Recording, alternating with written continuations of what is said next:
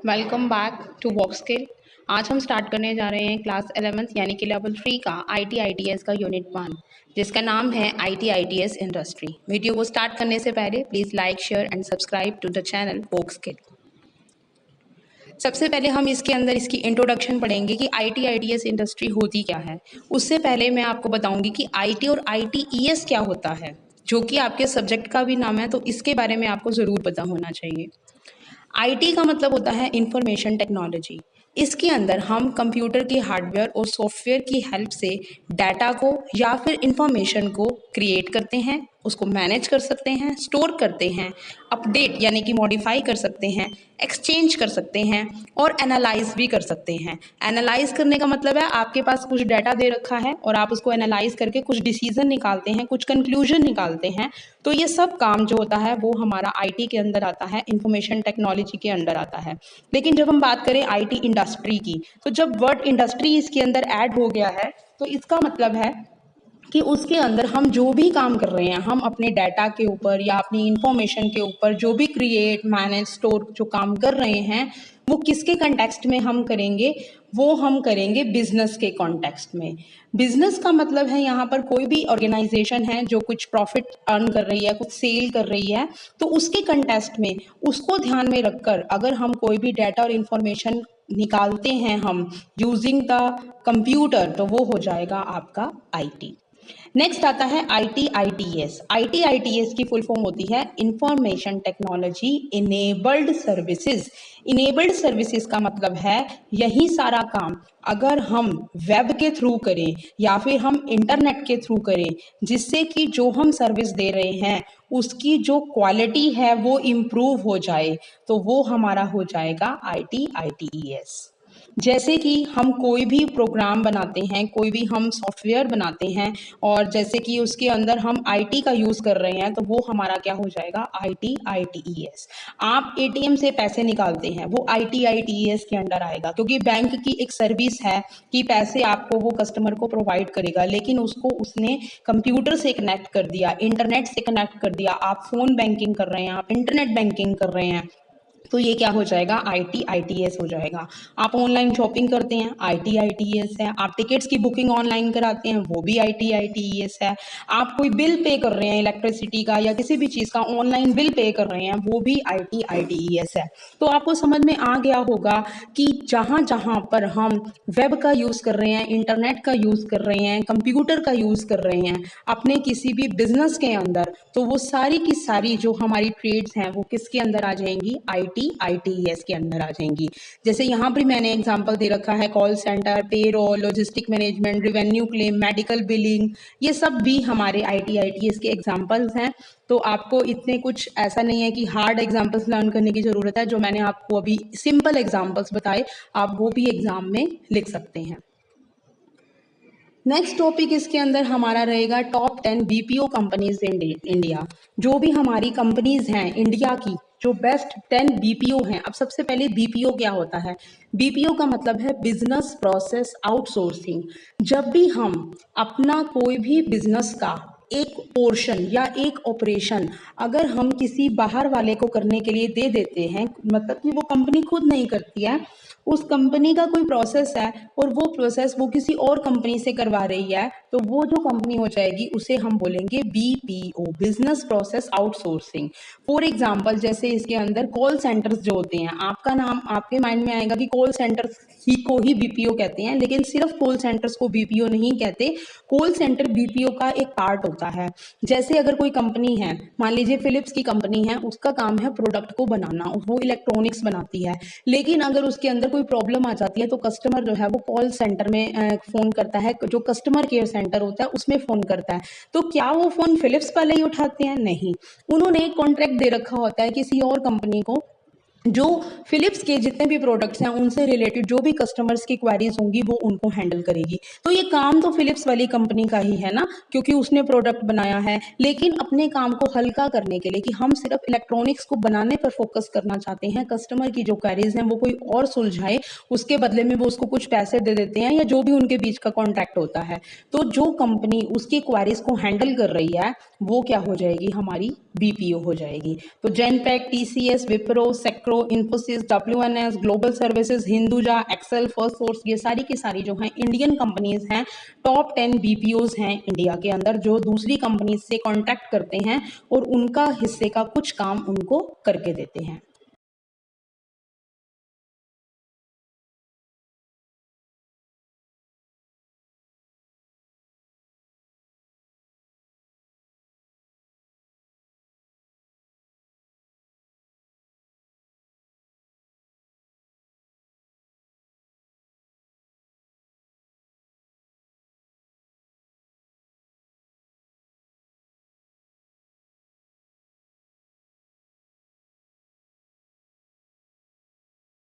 Next आता है आपका टॉपिक सब सेक्टर्स ऑफ IT इंडस्ट्री। क्योंकि IT इंडस्ट्री बहुत वास्ट होती है, इसके अंदर डिफरेंट टाइप के हम काम करते हैं, तो इसको हम सब सेक्टर्स में डिवाइड कर सकते हैं।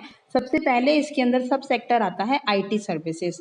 IT सर्विसेज वो सर्विसेज होती हैं जो किसी भी ऑर्गेनाइजेशन के लिए, उसके हेल्प के लिए, बेनिफिट के लिए हम कंप्यूटर का यूज़ करके उसको प्रोवाइड करते हैं। जैसे कि कंसल्टेशन देना, किसी को कंप्यूटर बेस्ड ट्रेनिंग देना, सपोर्ट करना, मेंटेनेंस करना, सिस्टम को इंटीग्रेट करना, या ऐसा कोई भी काम करना, जैसे कि डाटा को मैनेज करना, उनके रिकवरी देना, उनको कोई भी डिज़ास्टर से बचाना, उनको बैकअप देना कि अगर उनका डाटा कोई बिल्कुल ख़राब हो गया है तो उसको बैकअप कर सकें, उनका डाटा हैक ना हो जाए, उसको चोरी से बचाना, नेटवर्किंग की प्रॉब्लम्स को सॉल्व करना, ये सब IT सर्विसेज के अंडर आता है। तो ये जितनी भी हमारी IT सर्विसेज हैं, 56% जो है वो आपका रहता है सब सेक्टर का पार्ट। उसके बाद नेक्स्ट आता है आपका बिजनेस प्रोसेस मैनेजमेंट। जो बिजनेस प्रोसेस मैनेजमेंट होता है वो जनरली हम काउंट करते हैं आउटसोर्सिंग के अंदर, जो रहता है आपका 21%, कि कोई भी बिजनेस का प्रोसेस है उसने किसी और कंपनी को दे दिया, किसी एक्सटर्नल ऑर्गेनाइजेशन को दे दिया, और वो उसके बिहाफ पर जो है ऑर्गेनाइजेशन उसको कर रही है। हमने बिजनेस के किसी भी प्रोसेस को मैनेज करने के लिए, ध्यान से सुनिएगा, किसी भी बिजनेस के किसी भी प्रोसेस को मैनेज करने के लिए एक्सटर्नल ऑर्गेनाइजेशन को जब हम दे देते हैं तो वो भी हमारा IT इंडस्ट्री के अंदर आता है। जैसे कि कॉल सेंटर्स है ना, जैसे मैंने अभी एग्जांपल दिया था आपको फिलिप्स वाला, तो काम किसका है, बिजनेस किसका है, फिलिप्स का। कॉल सेंटर्स को मैनेज करने का काम भी उसी का है, लेकिन उसने उसको क्या करा, किसी एक्सटर्नल ऑर्गेनाइजेशन को दे दिया। नेक्स्ट आता है आपके सॉफ्टवेयर प्रोडक्ट्स। इसके बारे में तो आपको पता ही होगा, आपने सुना होगा कि जितने भी सॉफ्टवेयर प्रोडक्ट्स बनते हैं, जैसे बिलिंग के लिए कोई सॉफ्टवेयर बनाया, एप्स इतने डिफरेंट डिफरेंट टाइप्स के आ गए हैं आजकल, हर चीज़ का ऐप अवेलेबल है, तो ऐप भी क्या होते हैं, जस्ट लाइक अ सॉफ्टवेयर। तो जितने भी सॉफ्टवेयर प्रोडक्ट्स हैं उन सबको IT इंडस्ट्री उनको क्रिएट करती है, उनको मैनेज करती है, वो सब इसमें आ जाएगा। और लास्ट जो है आपका वो आएगा इंजीनियरिंग, रिसर्च एंड डेवलपमेंट। अब रिसर्च करेंगे हम तभी तो हमें पता लगेगा ना कि क्या प्रॉब्लम्स आ रही है और उनके क्या सोल्यूशन है। हमने कोई प्रोडक्ट बना दिया, उसके बाद उसको रीयूज कैसे कर सकते हैं, उसको डेवलप कैसे कर सकते हैं, उसको एग्जीक्यूशन में कैसे लेके आना है, एक्चुअल प्रैक्टिकल लाइफ में उसको कैसे यूज करना है, वो हमारा सब आ जाएगा इसके अंदर, इंजीनियरिंग, रिसर्च एंड डेवलपमेंट। और ये जो आपके दोनों पोर्शन होते हैं ये मिलाकर होते हैं आपके 23%। ठीक है, तो हो गए 100%। ठीक है, तो इसके अंदर हमारे पास क्या आ जाएगा, ये चारों जो हैं वो हमारे IT के सब सेक्टर्स हो जाएंगे। बहुत इंपॉर्टेंट क्वेश्चन इसका एग्जाम में बनता है, बहुत बार आता है पेपर में, सब सेक्टर्स ऑफ IT इंडस्ट्री को आपको जो है वो एक्सप्लेन करना है। नेक्स्ट इसके अंदर आता है अबाउट ITS इन इंडिया, कि इंडिया के अंदर ITS इंडस्ट्री क्या कर रही है, जितनी भी इनेबल्ड सर्विसेज IT की हैं इंडिया में उनका क्या स्कोप है, क्या काम कर रही हैं। तो IT सर्विसेज ऐसी कौन कौन सी हैं जो इंडिया में लार्ज लेवल के ऊपर काम कर रही हैं। सबसे पहले इसके अंदर आता है हमारा कॉल सेंटर्स। कॉल सेंटर्स आपको पता ही है कि जितने भी, मैंने अभी एग्जांपल भी दिया कि कॉल सेंटर्स बहुत सारे इंडिया में अवेलेबल हैं, लाखों लोगों को रोजगार दे रहे हैं, और जितने भी हमारे यूथ हैं उनके लिए बहुत बड़ा एक एम्प्लॉयमेंट अपॉर्चुनिटी जो है वो कॉल सेंटर्स प्रोवाइड करते हैं। साथ ही साथ ऐसी कंपनीज जो मल्टीनेशनल है, बाहर के देशों की कंपनी है, लेकिन इंडिया में भी उनके खरीदारी लोग करते हैं उनके प्रोडक्ट्स की, या इंडिया की कुछ ऐसे प्रोडक्ट्स हैं जो बाहर भी बेचे जाते हैं, तो ऑल ओवर वर्ल्ड वाइड मतलब ये काम करती हैं। को डजेंट मैटर, कोई जोग्राफिकल बाउंड्रीज नहीं है, लोग जो हैं वो कहीं से भी प्रोडक्ट खरीदते हैं और कहीं पे भी वो उसकी क्वारीज जो हैं उससे रिलेटेड कॉल सेंटर्स में जाकर ले सकते हैं। सेकंड आता है इसमें IT सर्विसेज में डाटा वेयर हाउसिंग। अब डाटा है, वेयर हाउस मतलब एक बड़ा सा गोडाउन जिसको हम बोलते हैं, जनरल लेमैन लैंग्वेज में हम बोलेंगे गोडाउन, जहाँ पे सामान को रखा जाता है। तो एक बहुत बड़ा वेयर हाउसिंग जिसमें हम डाटा को कैप्चर करके रखते हैं। जनरली सोशल साइट्स जो होती हैं, हमारी सोशल मीडिया है, बहुत सारा डाटा होता है, हम नंबर ऑफ पिक्चर्स वीडियोज उस पर अपलोड करते हैं, तो कहीं ना कहीं तो वो सेव हो रहा है ना। तो वो जो हमारी जो है IT सर्विसेज जो है वो ही उसको सेव करती हैं। नेक्स्ट आता है office operations like accounting, data mining. जितने भी ऑफिस के ऑपरेशंस हैं, जैसे कि किसी को अकाउंट मैनेज करना है। डाटा माइनिंग, डाटा माइनिंग का मतलब होता है लार्ज पूल ऑफ डाटा में से हमें अपने मतलब का डाटा माइन करना है, यानी कि खोज के निकालना है, इंफॉर्मेशन निकालनी है हमें उसमें से। तो जितने भी ऑफिस ऑपरेशंस होती हैं, ऑफिस के अंदर जितने भी काम होते हैं, उसके अंदर भी सब हम आईटी सर्विसेज आजकल यूज कर रहे हैं, नेट का यूज कर रहे हैं हम अपने मेंटेन करने के लिए। अकाउंट्स, लॉजिस्ट्री, बिल, ये सब हम ऑफिस के काम है जो हम करते हैं। नेक्स्ट है cash and investment management. Share market में जो इन्वेस्टमेंट स्ट्रेटजीज हैं, हमारी पॉलिसीज हैं, हम पैसा कहाँ लगाएं, कितने में लगाएं, क्या होगा उसका, इक्विटी फंड्स क्या है, म्यूचुअल फंड्स क्या हैं, इन सब के अंदर भी सारा कुछ आजकल जो क्या है वेब एनेबल्ड हो गया है। आईटी सर्विसेज का हम इसमें यूज कर रहे हैं। नेक्स्ट है पोर्टल मैनेजमेंट। पोर्टल बहुत जनरल वर्ड है, आपने सुना होगा।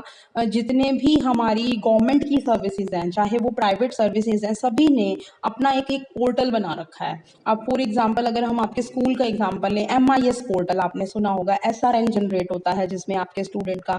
तो इसमें भी क्या होता है कि जो भी स्टूडेंट कब एडमिशन लिया, उसने क्या सब्जेक्ट लिया, एक पोर्टल बना दिया जिसमें उसका शुरू से लेकर लास्ट तक का सब जो है वो हिस्ट्री रहेगी स्टूडेंट की। तो इस तरीके से अलग अलग सर्विसेज के लिए अलग अलग पोर्टल हैं, उन सबको मैनेज करना, उनको क्रिएट करना, उनके डाटा को यूज़ करना, ये सब भी हमारा आईटी सर्विसेज में आता है और जो कि इंडिया में लार्ज स्केल पर यूज़ हो रहा है। नेक्स्ट है क्वालिटी असेसमेंट एंड टेस्टिंग। अब देखिए हमने काम तो कर लिया, हमने अपनी सर्विसेज तो दे दी, तो उसकी क्वालिटी को भी तो मैनेज करना है, टेस्टिंग करनी है हमने। कोई प्रोडक्ट है वो बना कहीं पे, तो जरूरी तो नहीं है उसकी क्वालिटी और टेस्टिंग भी वहीं पे हो। तो ऐसा भी हो सकता है कि उसकी क्वालिटी के लिए हम आईटी सर्विसेज का यूज़ कर रहे हैं, कंप्यूटर का यूज़ कर रहे हैं, उसको टेस्ट करने के लिए हम यूज़ कर रहे हैं कि टेस्टिंग कैसे होगी, क्या वो प्रोडक्ट किस कंडीशन में कितने हद तक वो सफल रहता है। तो ये सब काम जो है वो आईटी सर्विसेज के थ्रू ही होते हैं, जो कि इंडिया में इनका बहुत जो है लार्ज लेवल के ऊपर जो है काम होता है।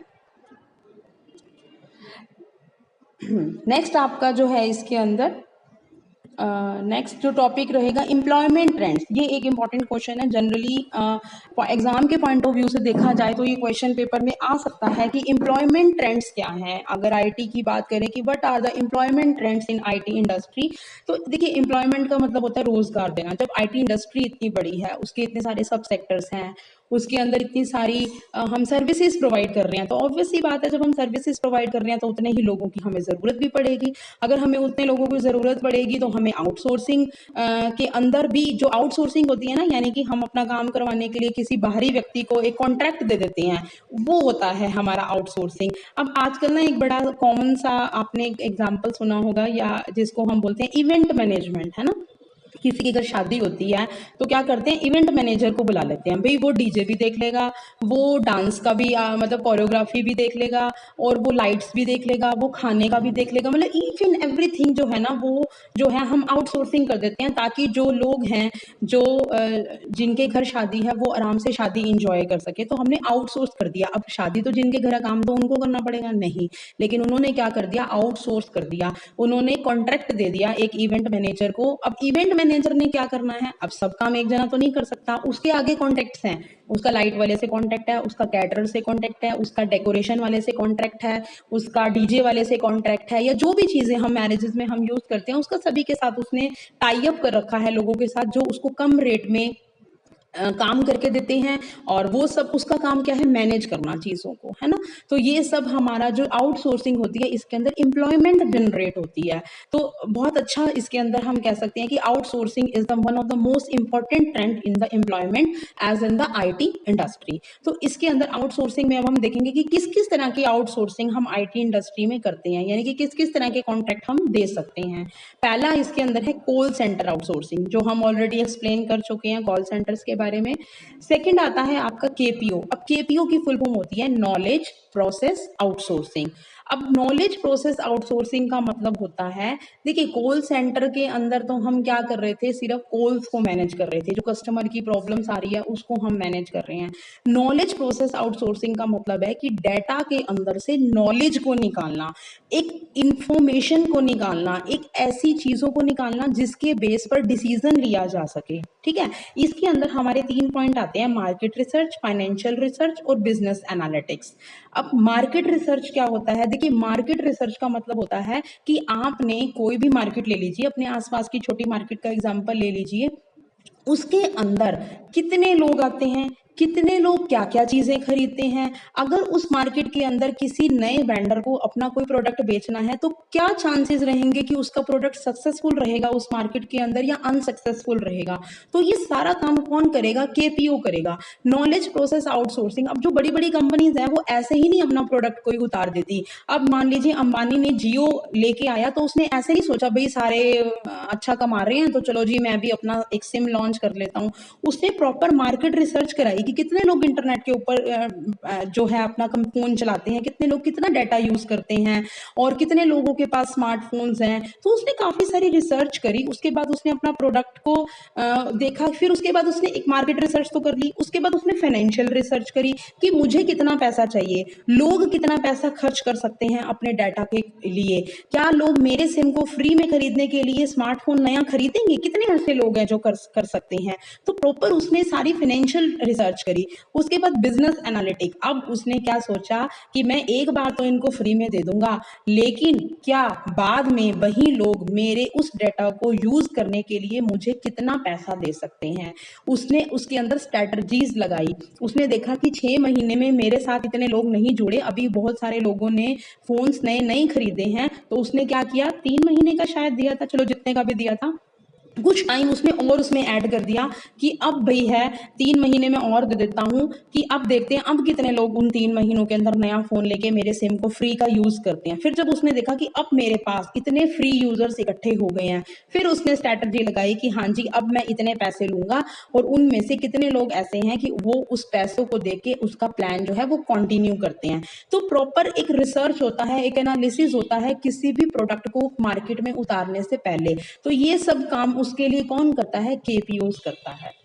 ठीक है, नेक्स्ट आता है आपका हेल्थ केयर और बीपीओ आउटसोर्सिंग। मतलब इसमें ये कह रहा है कि हेल्थ केयर, हेल्थ के डिपार्टमेंट के अंदर कि कौन से ऐसे बीपीओज हैं जो आउटसोर्स कर सकते हैं, मतलब जिनको हम आउटसोर्सिंग के लिए यूज कर सकते हैं। जैसे मेडिकल की हमने, आप कह लीजिए कि कोई बिल बनवाना है, या जैसे एक्सरेज वगैरह होते हैं जो हम टेस्ट होते हैं।